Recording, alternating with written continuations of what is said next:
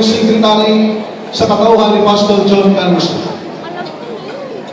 Ayun po ay dadako po tayo sa pagbubukas ng ating pong Cavite Satellite Office sa pamagitan ng ating pong pagbubukas ng kurtina.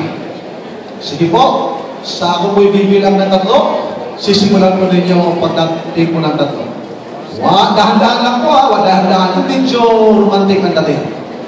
Ayan. Okay, 1, 2, 3. Yan po ang ating mapa ng ating pong probinsya ng Cavite.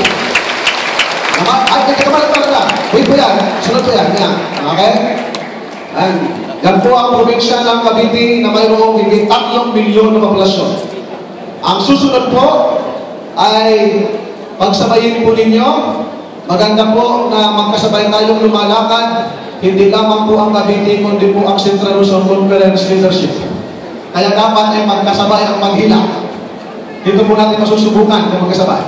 Sige, 1, 2, 3. Dahan-dahan lang po. Dahan-dahan lang. Baka sumabit. Sumabit po. Yan. Sa sentro lang po. Sentro. Yan.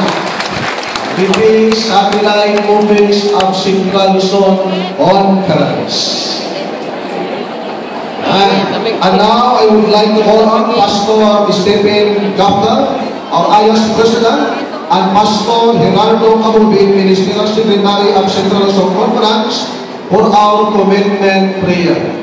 Please, dyan lang muna po kayo.